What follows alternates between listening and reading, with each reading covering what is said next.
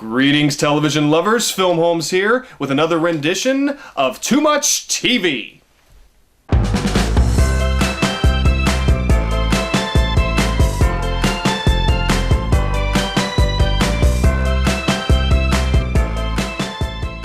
I actually hadn't planned on doing any TV shows this month. I've been a little bit preoccupied with a lot of projects, but then all of a sudden I stumbled across my all-time favorite comedy series. Which, that sounds weird. How do you stumble across something you love so much? But I didn't plan on rewatching it. It just kind of happened. And before I knew it, I was through the first season and then through the second season. I haven't watched the third season yet, or the fourth season, but I figured I'd go ahead. You know, I actually wasn't going to combine these videos, but I think I'm going to go ahead and just do seasons 1 and 2 in this video.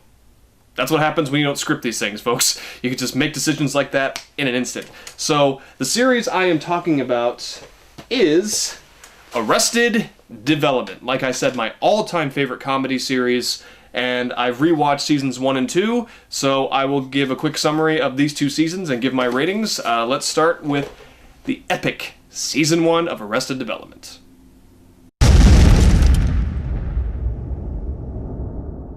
If you haven't watched this show, the plot is basically this. The Bluth family is a rich family who are basically taken down a huge peg when the patriarch, the father, played by Jeffrey Tambor, is arrested for like fraud and a lot of other stuff he's done. The family is completely dysfunctional, but in the most delicious way possible. It's so great. Michael Bluth, played by Jason Bateman, he's planning on leaving, but he can't now because the family is in turmoil. He has a selfish socialite sister, played by Portia de Rossi. Her husband, played by David Cross. They have a daughter, maybe. Jason Bateman has a son, played by Michael Cera. That's kind of where he got known, was Arrested Development.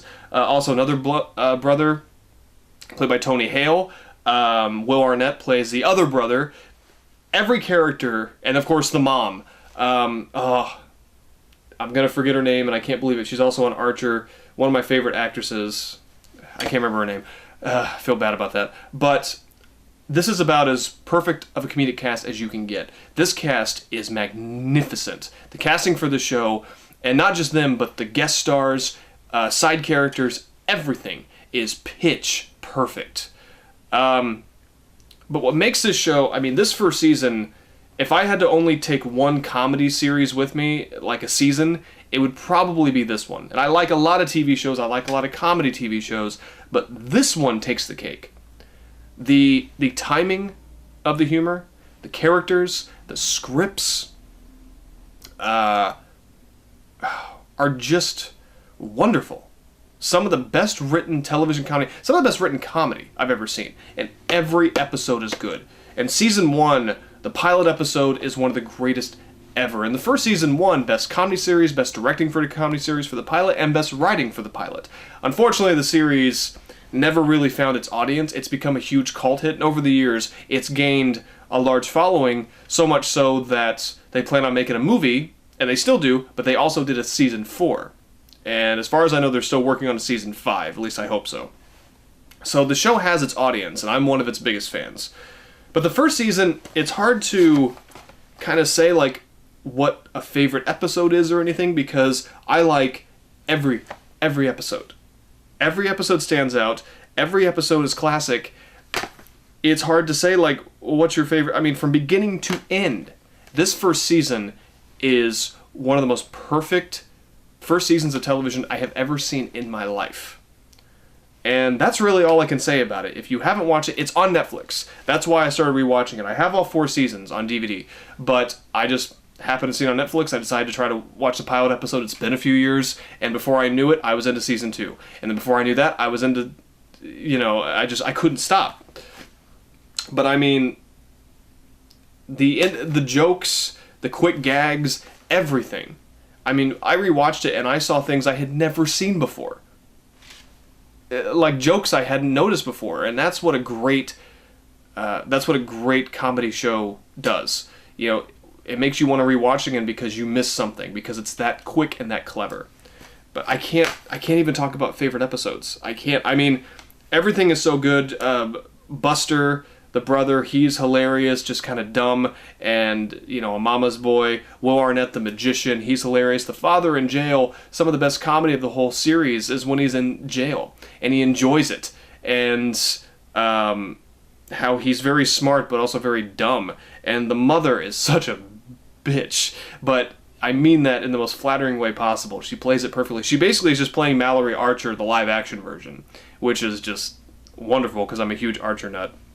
Jason Bateman, you feel bad for him, but he kind of is dumb at times, just like his family. His sister, her husband, Tobias, their relationship is hilarious, and Tobias with the never nude thing, I won't even explain that. The relationship between George Michael, Michael Blue's son, and maybe his cousin, it should be gross, but it's done very, you know, they could have crossed the line, but it's very funny. From beginning to end, this first season is fantastic. I don't want to ruin any episodes for any of you, all like 2 of you that'll watch this. So, season 1 of Arrested Development is a perfect 5 out of 5.